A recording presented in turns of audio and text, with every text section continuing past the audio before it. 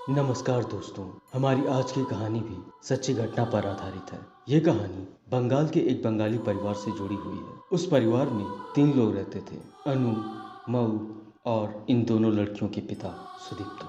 तो अब आगे बढ़ते हैं इस कहानी की ओर। एक दिन मऊ अपने कॉलेज से वापस लौटती है और घर आकर थोड़ा आराम और पढ़ाई करने के बाद खाना बनाती है। उसके पिता सुदीप्तो भी काम से घर लौट आते हैं। मऊ अपने और अपने पिता के लिए खाना निकालती है और अपने पिता से बोलती है, आज मैंने आपकी पसंदीदा खाना रोहू माछ और भात बनाई है। मऊ के पिता मछली को टेस्ट करके बोलते हैं, आज उन्हें अपनी बड़ी बेटी अनु की याद आ गई, क्योंकि वो भी बिल्कुल इसी तरह मछली बनाया करती थी। अपनी बड़ी बेटी अनु को याद करके वो रोने लगते हैं। तभी उनकी छोटी बेटी मऊ उन्हें समझाती है, बाबा आप चिंता मत करो, दीदी जहाँ भी होगी ठीक होगी और वो जल्द ही घर वापस लौट आएगी। पर पिता की चिंता कहाँ कम होने वाली थी। वो बिना खाना खाए ही उठ जाते हैं और अपने कमरे में चले जाते हैं। इधर मऊ भी बिना खाए ही अपने कमरे में जाकर सो जाती है। आधी रात को मऊ की बड़ी बहन अनु के कमरे से कुछ आवाज आती है। उस आवाज को सुनकर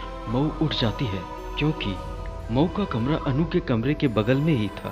और उठने के बाद मऊ को लगता है जैसे उसकी बड़ी बहन के कमरे से कोई आवाज आ रही है, वहाँ कोई है। तो वो अपनी बड़ी बहन अनु के कमरे की तरफ जाती है और कमरे का दरवाजा खोलकर देखती है तो वो चौंक जाती है। मारे खुशी के वो चिल्लाकर अपने पापा को बुलाती है, बाबा देखो दीदी लौट आई है। मऊ और सुदीप्तो अनु को देखकर बहुत खुश होते हैं और दोनों अनु से पूछते हैं, तुम घर छोड़कर कहाँ चली गई थी? इतने दिन कहाँ थी? हम लोगों ने तुम्हें कितना ढूंढा, कितने परेशान हुए। तुम अचानक घर छोड़कर कहाँ चली गई थी? आखिर कहाँ थी तुम इतने दिन? पर अनु इन सब बातों का कोई जवाब नहीं देती है। तभी दोनों लड़कियों के पिता सुदीप्तो कहते हैं, अनु बहुत थकी हुई लग रही है, इसे सोने दो। हम दोनों भी सो जाते हैं और सुबह मिलकर सब साथ में बातें करेंगे। सुबह तीनों उठते हैं, आपस में बात करते हैं, पर अनु अभी भी खोई खोई सी लग रही थी। वो ज़्यादा कुछ बोल नहीं रही थी।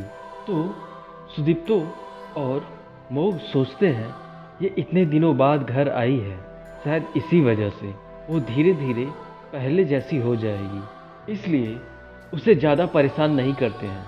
सुदीप्तो भी आज खाना खा के बड़े खुशी मन से अपने काम पर निकल जाते हैं और मऊ कॉलेज निकल जाती है। इसी तरह कुछ दिन निकल जाते हैं और फिर एक रात मऊ को अनु के कमरे से कुछ आवाज़ आती है।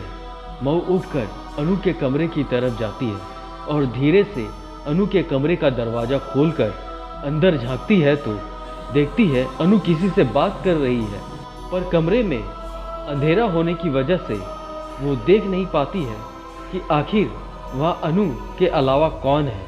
इतने में अनु पलटकर मऊ की तरफ देखती है और बोलती है, तुम अपने कमरे में जाओ, और ये बोलकर अपने कमरे का दरवाजा अंदर से बंद कर देती है। अगले दिन सुबह मऊ अनु के पास जाती है और कहती है, दीदी आप बहुत बदल गई हो। रात में आप किससे बात कर रही थी, बताती क्यों नहीं? हम दोनों के बीच तो कभी कोई सीक्रेट नहीं था, फिर आप मुझसे ये बात क्यों छुपा रही हो? अनु जवाब देते हुए कहती है, हाँ तुम सच कह रही हो, मैं बदल चुकी हूँ, अब मैं पहले वाली अनु नहीं रही। इतना कहकर वो घर से बाहर चली जाती है, ये कहते हुए कि वो पूजा का सामान लाने जा रही है। दोनों के पिता सुदीप्तो पहले ही काम पर जा चुके थे, इस वजह से अब घर पे कोई नहीं था। मऊ इस मौके का फायदा उठाकर अनु के कमरे में जाती है।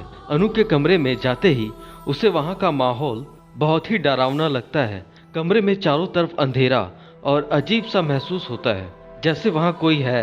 तभी वहाँ उसे एक परछाई दिखाई देती है। मऊ उसे देखते ही जोर से चीखती है और कमरे से भाग जाती है। ये परछाई किसकी थी? अनु के कमरे का माहौल इतना अजीब क्यों था? आखिर वो इतनी बदल कैसे गई? और वो इतने दिनों 3 साल घर से बाहर कहाँ थी? और वो कौन सा पूजा का सामान लाने गई थी? ये जानने के लिए कमेंट करें और बताएं, और हमारे चैनल को सब्सक्राइब करना ना भूलें। धन्यवाद।